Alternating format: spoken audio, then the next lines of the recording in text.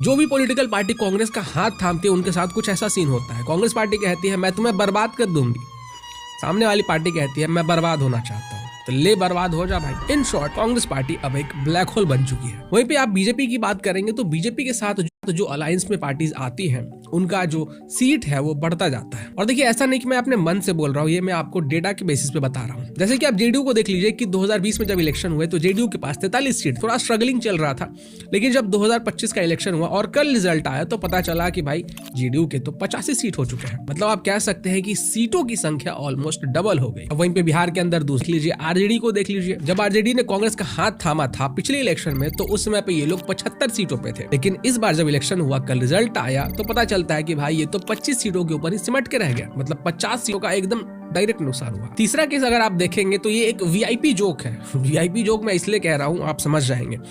इस political party का नाम है वीआईपी। पार्टी के मेन नेता मुकेश साहनी ने जब 2020 के इलेक्शन में थामा था तो इनके पास 4 सीट थे। जब 2025 में ये आरजेडी और कांग्रेस के साथ मिलकर इलेक्शन लड़ने के लिए महागठबंधन का हाथ थामते हैं तो इनके पास होता है 0, एकदम 0, वीआईपी 0। मतलब जो वीआईपी थे वो अब आरआईपी हो गए। अगर आप छोटे पार्टीज की बात करेंगे जैसे चिराग पासवान की जो पार्टी है एलजेपी, तो वो 2020 में 1 सीट पे थी और 2025 में जब रिजल्ट आया तो उनके पास 19 सीट है। अब ये जो पैटर्न है क्या ये बिहार तक ही सीमित है? भाई नहीं, बिहार के अलावा भी जो स्टेट के इलेक्शन हुए हैं वहां पे भी यही सेम पैटर्न देखा गया। फॉर एग्जाम्पल महाराष्ट्र का इलेक्शन देख लीजिए, उद्धव ठाकरे की शिवसेना को ही आप देख लीजिए। 2019 जब ये लोग बीजेपी के साथ थे तो इनके पास टोटल 56 सीटें थी। लेकिन 2024 में जब इलेक्शन हुआ इन्होंने सोचा कि हम कांग्रेस का हाथ थामते हैं और इन लोगों ने ज्वाइन कर लिया महाविकास अघाड़ी। महाविकास अघाड़ी कम महाविनाश अघाड़ी ज्यादा साबित हुआ। ये आ गए 56 सीटों से सीधा 20 सीट पे, तो डायरेक्टली एकदम 36 सीटों का इनको नुकसान हुआ। तीसरा एग्जांपल आप यूपी के इलेक्शन का ही देख लीजिए भाई। जब यूपी में इलेक्शन हुए उसके जब रिजल्ट आए तो वो भी कुछ वैसे ही थे। अपना दल बीजेपी के साथ 2017 में 9 सीट्स पे थे और 2022 में बढ़ के ये 12 सीट्स हो गए। मतलब इनको फायदा हुआ। आरएलडी ने 2019 में कांग्रेस के साथ चुनाव लड़ा था, इनको नतीजा क्या मिला? 0 सीट आए। उसके बाद जब 2024 में बीजेपी के साथ चुनाव लड़ने का फैसला किया तो इन्हें आए 2 सीट। तो देखिए जो पैटर्न है वो एकदम क्लियर है।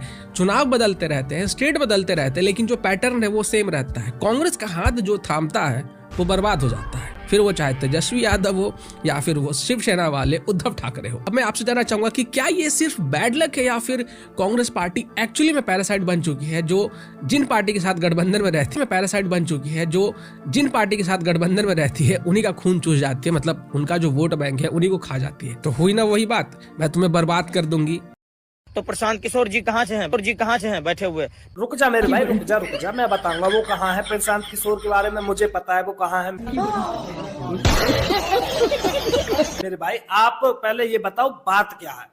बिहार विधानसभा चुनाव नतीजा देखने के बाद तरारी विधानसभा क्षेत्र के जनस्वराज पार्टी के उम्मीदवार चंद्रशेखर सिंह की हार्ट अटैक से मृत्यु हो गई।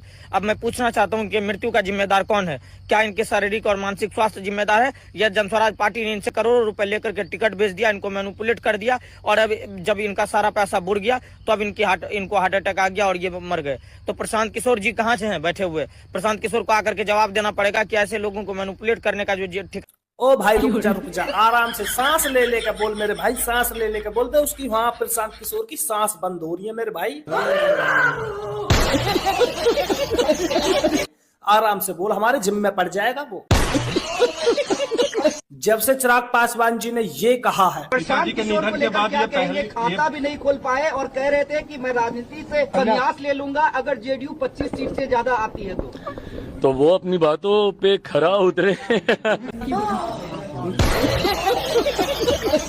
तब से भाई उसकी खुद की सांस बंद हो रही है। देख ये देख हॉस्पिटल में जा रहा है भाई भर्ती होने। भाई ज्यादा मत बोल भाई, ज्यादा मत बोल, नहीं तो हमारे जिम्मे पड़ जाएंगे ये। वैसे जिम्मे पड़ाऊ लोग हैं। वैसे कहते हैं ना दोस्तों कि ऊपर वाले की लाठी में आवाज नहीं होती। ये वही प्रशांत किशोर है, यानी कि जो माथे से तिलक को हटा रहा था, जो प्रसाद का अपमान कर रहा था। इसको कैसे भूल सकते हैं? और बिहार की जनता ने इसको सबक सिखाया और कितने वोट दिए ये तो मीडिया वाले बताएंगे। सुनिए। सॉरी प्रशांत किशोर जी, प्रशांत किशोर जी, क्या मतलब? हीरो।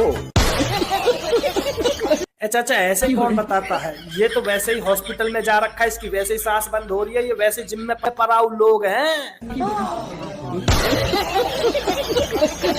और सबसे बड़ी बात तो ये है कि इधर ये और परेशान है।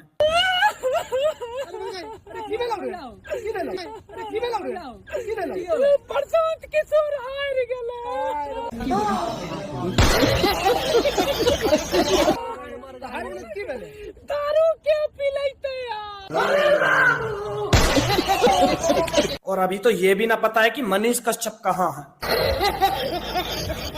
खैर मनीष कश्यप ने तो अपने पैर पे खुद कुल्हाड़ी मारी है, उसका जिम्मेदार वो खुद है, उस पे तो बात ही क्या करूं। बाकी हम प्रशांत किशोर से यही कहेंगे, ठीक होके आजा, पर जिनका कर्जा है ना भाई, उनके कर्जा को दे देना आते ही।